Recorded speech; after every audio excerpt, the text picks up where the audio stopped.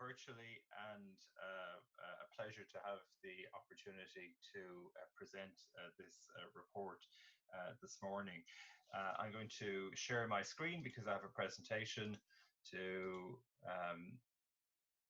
present. So let's do that, and that will give me the opportunity to walk you through this report and give you sort of an overview of what the findings are.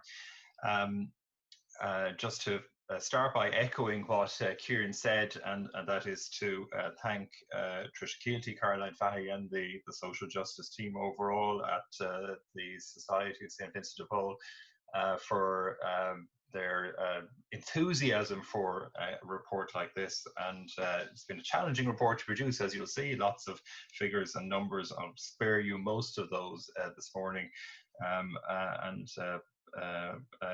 hope useful in terms of its contribution today and into the future for the way in which we look at and think about issues around poverty. The report itself is online. I suppose one of the disadvantages of us not all being in a room for this launch is you don't have it in your hand, but it's online on svp.ie now, so you can go and get it there now or later on as well.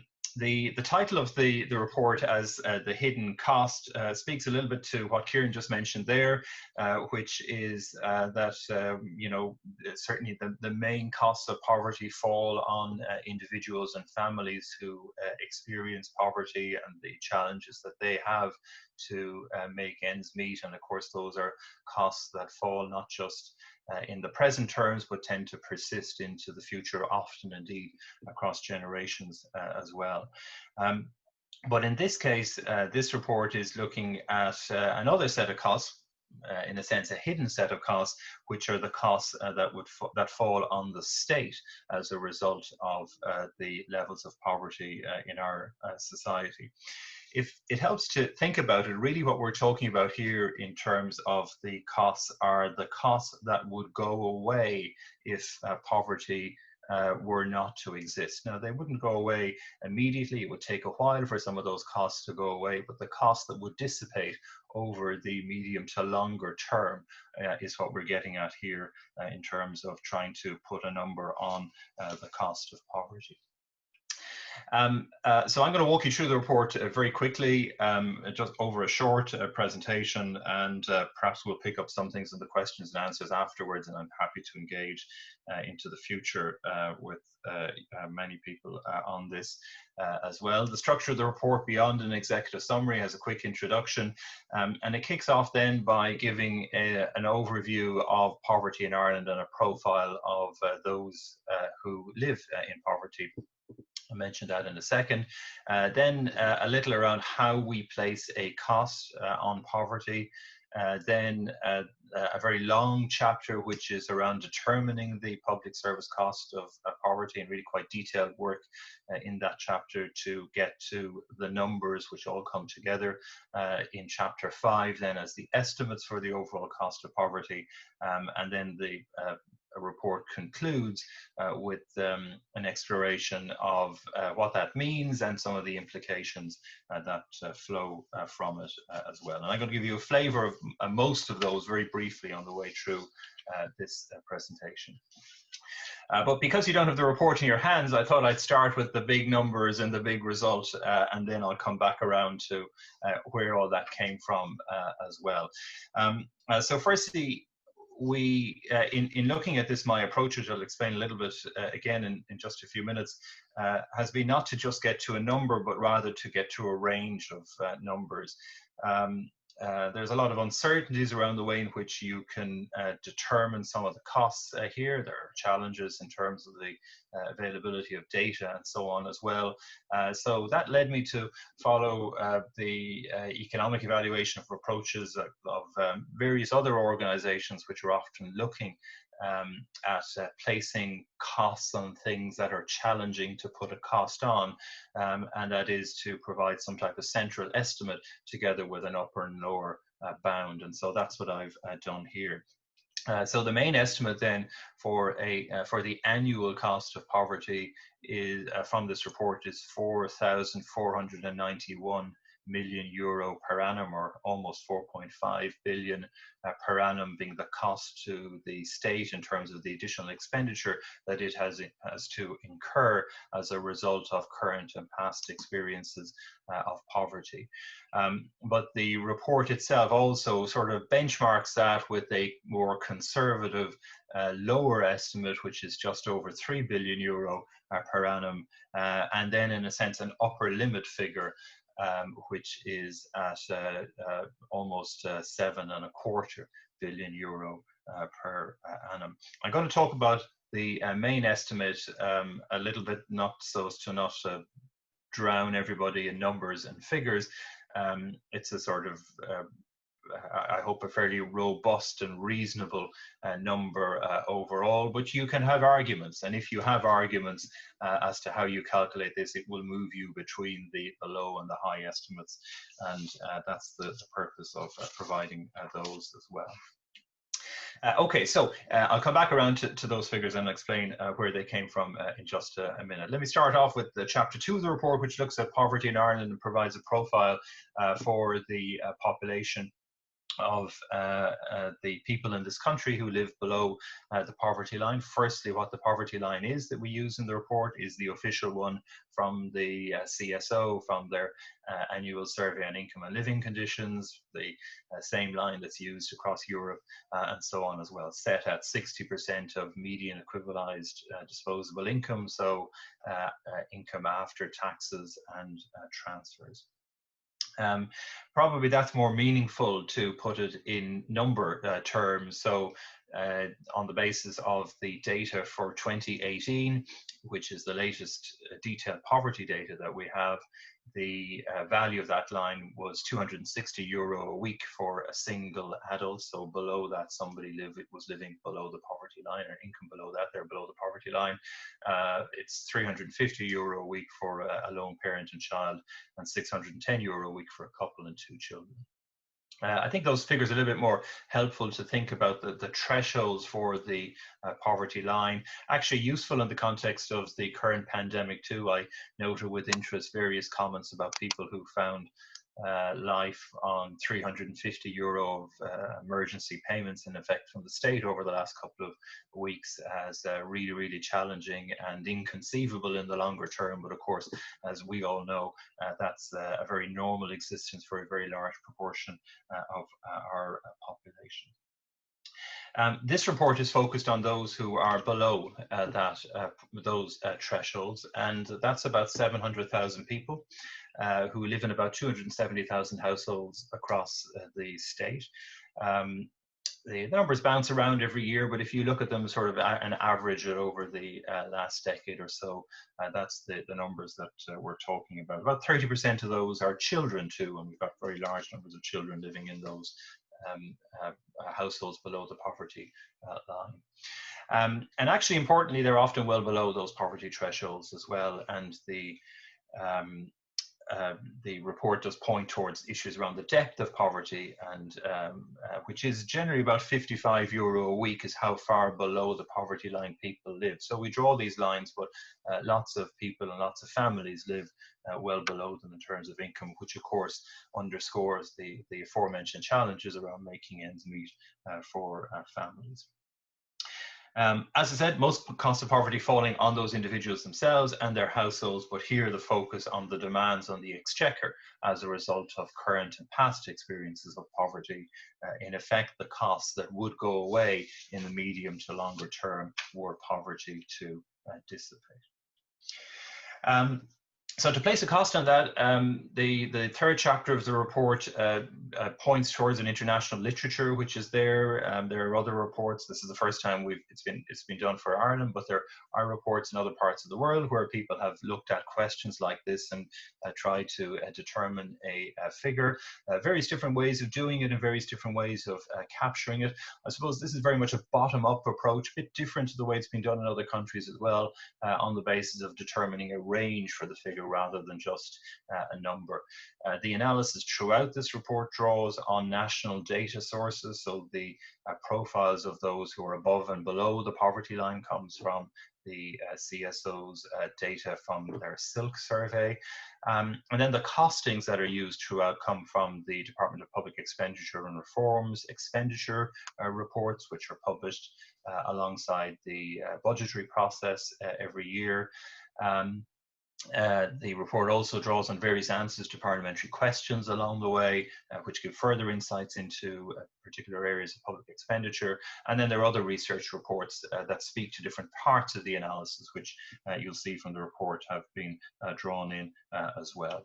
And then, as I said just a minute ago, with that first table, what the report does is to establish a range rather than a number. So it gives an indicative main estimate for the public service cost of poverty in Ireland, plus a low estimate reflecting a more conservative approach, and then a high estimate reflecting the likely upper limit of those costs. I think that range is very important for this, because I think when you go through the report, you can sort of think about it and you can maybe argue as to whether the assumption or calculation that's being made for the main estimate is one you agree with or not. And if you disagree, well, then you may be going in either direction towards the low or high estimate, and you can go and recalculate if you wish what the cost of poverty is. But it's not going to be very far away from this main estimate when you end up doing all of that, and it gives a feel for the overall scale, which, as you see in public service terms, is substantial, point I'll come back to in a while. But with the numbers that have been determined here. The fourth chapter of the report is where all the really heavy analysis of public expenditure, of poverty data is.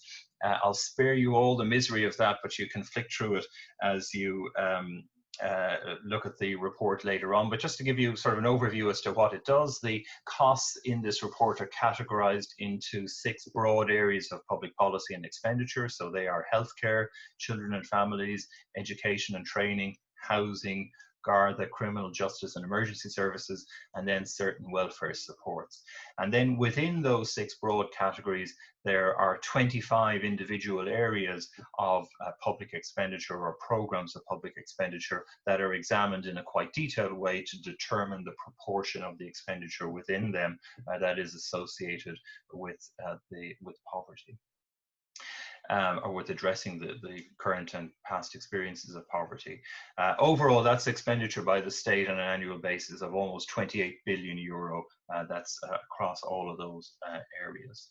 And so the report works through each of those 25 one by one, determining a main, a low, and a high estimate, which then it pulls all together at the end. I'll just briefly show you one of those, which is the expenditure on primary care and community healthcare expenditure. So as the state pre-COVID, we spend about 4 billion euro per annum on that. That covers things like medical cards, free GP cards, the reimbursement of drugs payments, the long-term illness schemes, and so on. Well, some of those would go away and some of those would remain in the context of, say, poverty disappearing if you go to the extreme. So the report is about determining, well, what proportion of that is triggered by the presence of poverty in our society, and therefore what proportion of it would in time go away. And so the report works through that, and the figures it determines then come from an analysis of particular data or experiences elsewhere in the international literature, which give us figures for that. In that case, the main estimate is deriving from proportions of the or costings around the medical card provision, which give the basis for it. But the detail is in the report. And it does that then for all of the 25 different areas examined, giving you a miserable table that looks like this at the tail end, which pulls together each of those areas of expenditure and then totals them up to the number. As an economist, I'm good at putting together numbers and tables, so I can do that. The Society of St. Vincent de Paul very smartly recruited an excellent graphic designer Una, who took the misery of my tables and converted them into a much more elegant infographic for the main estimate, which you'll see in the report and in the executive summary as well. So this is the presentation of the main estimate in that way. So you get that overall cost per annum of almost 4.5 billion euro, and then you can see how it's broken down with contributions across each of those 6 areas that are examined. So, for example, sticking with healthcare, which is the green bit, the green bubble as you look at it on the left-hand side. I've already mentioned the spending on primary health care and community health, but there's also costs associated with mental health care provision, which are triggered, and there's associations with poverty. And again, the report works through the analysis of that, and similarly with the provision of acute hospital care as well. And so you see all of those feeding into the overall number, which then feeds up to the overall total for the cost of poverty. So the meat of all of that and the detail of all of that is in the report for you to look at.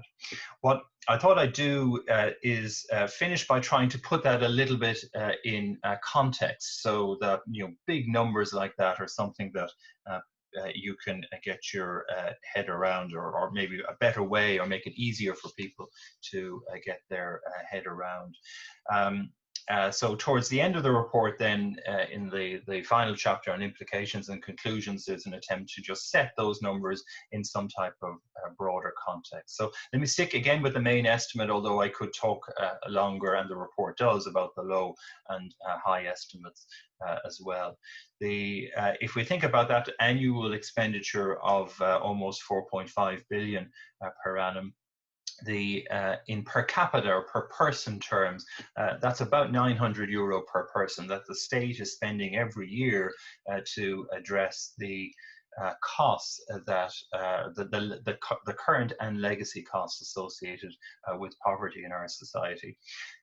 That's actually interesting because, of course, it implies that everybody is contributing to this. There are clear costs of poverty that fall on those who experience poverty, but also they trigger other state costs, and all of us in society are allocating resources to pay for that. And on a per capita basis, that's the figure, or if you want to think of it on a per household basis, the figure is just over 2,600 euro per annum per household that's being spent on addressing the current and past costs of poverty.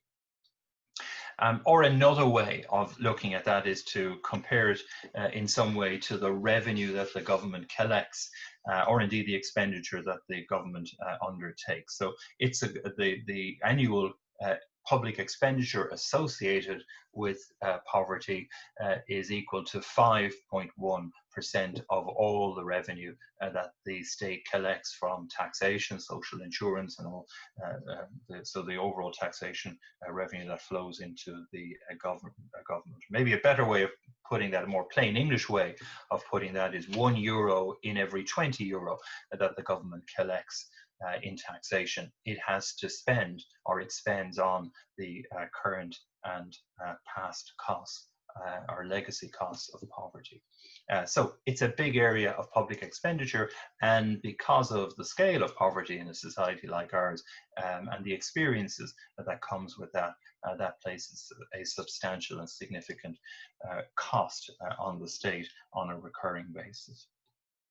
It might be useful to put that into context. I pulled out there's a few ways it's done in the report. I'll just show you one of them here, where I pulled out the expenditure by the various government departments and just compared the overall public service cost of poverty to that. So the biggest, pre-COVID at least, the biggest spending departments in government were social protection, health, and education. And then after that, if you were to make a comparison, would come the expenditure that we put in that is being spent on poverty. Again, I'm using the main estimate here. And that expenditure is bigger on a per annual basis than the expenditure in departments like housing, planning, local government, justice, transport, tourism, sport, agriculture, food and the marine. Those are the biggest spending government departments overall, so I just slotted it into that. But clearly every other department as well is further down that list in terms of its annual expenditure. So relative to what goes on by the state, poverty and the costs associated with poverty are very substantial. So to pull all that together, the report presents a main estimate together with a low and high estimate. So we get a number, but a sort of range within which that number sits for the annual recurring costs of poverty to the state. So therefore, it imposes large costs on the state, and that is paid by all people in the state, whether they are above or below the poverty line. Those costs are arising for the state as a whole and falling on individuals in the state, equivalent to euro in every 20 euro of taxation and of government spending. So substantial area of expenditure. I suppose looking out to the future on the basis of that and thinking about this, the implications of these findings, a couple of things come to mind. Firstly, clearly there's potential for a virtuous circle here where we could, moving into the future, improve the lives of the least well off in our society while simultaneously freeing up government resources, were we to engage in a coherent strategy and approach which led to reductions in poverty. So, you know, it's a win-win in the longer term, and that's something that we should give much greater focus on as a society as well. That sort of underscores the need for a coherent national strategy on poverty as well. It's interesting when you look at strategies on poverty and tackling poverty in other countries. Ireland is often pointed to as a country that was very much a leader in this area. We were in the late 1990s with national anti-poverty strategies, which in a sense rolled up the sleeves of the state and started to focus in a very direct way on targeting and reducing income poverty. I suppose it's probably fair to say that focus has dissipated a bit over time through various other initiatives, and I would hope a report like this underscores the need for us to maybe reassert our international leadership role in that, and there are clear benefits for all in our society, not just those who are living below the poverty line, from doing that as well. So I hope this is a useful report. I hope it's one that will allow all of you in the near and into the decades, into the years to come and perhaps further, to use this report and to use it as a way of informing the way in which we think about poverty and informing the way in which we begin to pursue public policies to address it. And Tricia, I'll stop there.